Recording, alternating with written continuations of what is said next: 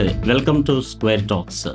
ఇప్పుడు ఏపీలో సంచలనం సృష్టిస్తున్న ఘటన కనుక చూస్తే కనుక సాయి కృష్ణ మిస్సింగ్ వ్యవహారం చాలా సంచలనాన్ని రేపుతోంది.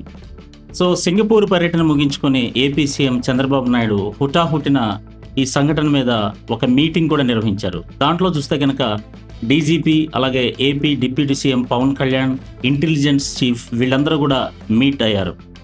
అయితే ఇక్కడ ఏం చేశారంటే ఇది కొంచెం కులం రంగు కూడా పులుముకుంటోంది. ఆయన కాపు నేత కాబట్టి వైసీపీ నుంచి తీవ్రమైన ఆరోపణలు వస్తున్నాయి కాబట్టి దీన్ని సీరియస్గా తీసుకొని ఆ కుట్రల విషయంలో కూడా జాగ్రత్తగా వ్యవహరించాలని, సో ఇదే సందర్భంగా ఎవరైతే కారకులయ్యారో సిఐ నాగరాజుని ఇమీడియట్గా సస్పెండ్ చేయడం కూడా జరిగింది.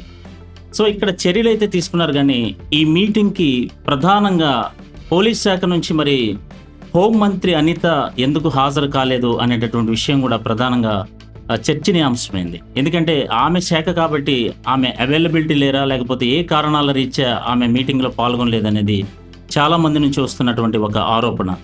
సో ఇక్కడ చూస్తే కనుక ఇంకో విషయం ఏంటంటే, ఆయన ఎవరైతే సాయి కృష్ణ ఉన్నారో ఆయన విజయవాడ కృష్ణలంకకు సంబంధించిన వ్యక్తి.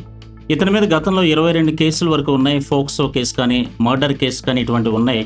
సో దీనికి సంబంధించి ఆయన మర్డర్ కేసులో అరెస్ట్ అయినా కూడా బెయిల్ మీద ఉన్నారు. బెయిల్ మీద ఉండి తన ఉపాధి నిమిత్తం ప్రకాశం జిల్లా మార్కాపురంలోకి వెళ్ళి ఆయన ప్రయత్నాలు చేస్తున్న సందర్భంలో ఈ సిఐ ఎవరైతే నాగరాజు ఉన్నారో ఆయన అదుపులోకి తీసుకొని పోలీస్ లాకప్లో చిత్రహింసలు పెట్టారని వాళ్ళ తల్లి, ఎవరైతే సాయికృష్ణ తల్లి ఉన్నారో విజయలక్ష్మి ఆరోపిస్తున్నారు.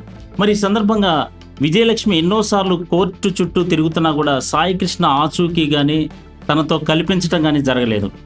ఈ సందర్భంగా ఎన్నోసార్లు ఆమె కాల్ చేసినప్పటికీ కూడా సిఐ ఒకటే చెప్పారు, మీ అబ్బాయి సాయి కృష్ణ చచ్చిపోయాడు, ఆల్మోస్ట్ ఇంకా నువ్వు దండేసి ఆయన గురించి మర్చిపోవటమే వేస్ట్, ఇంకా వెతకడం అని చెప్పి చాలా దురుసుగా ప్రవర్తించాడు అనేటటువంటి విషయం ఆమె చెప్పడం జరిగింది. ఇదే సందర్భంలో జనసేన నేత ఒక అతను అమ్మిశెట్టి వాసు అనే అతను 50 లక్షలు ఇస్తాం, ఇంకా నోరు మూసుకో అని చెప్పి బెదిరించడం కూడా జరిగిందని చెప్పి చెప్తున్నారు. ఇంకా అసలు బ్రతికున్నాడా లేదా, లేకపోతే కనీసం చంపేసి లాకప్ డెత్ చేసి తగలబెడితే కనుక బూడిదేనేమని ఆమె కన్నీళ్ల పర్యంతం అవటం నిజంగా మానవీయ కోణంలో చూస్తే చాలా బాధాకరమైనటువంటి విషయం.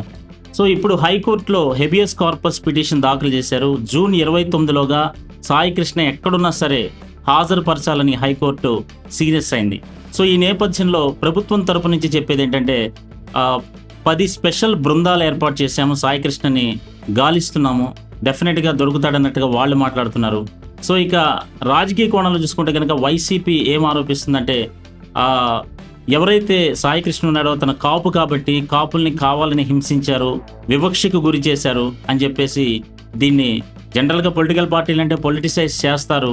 సో ఈ నెల 21వ తారీఖు కూడా ఈ కాపు నేతలతో స్పెషల్ మీటింగ్ ఉంది వైసీపీకి సంబంధించి. సో ఈ నేపథ్యంలో ఇది ఒక కులం రంగు కూడా పులుముకుంది.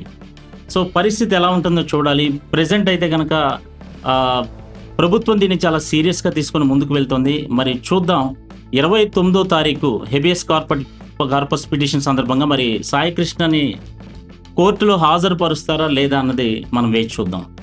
Thank you for watching.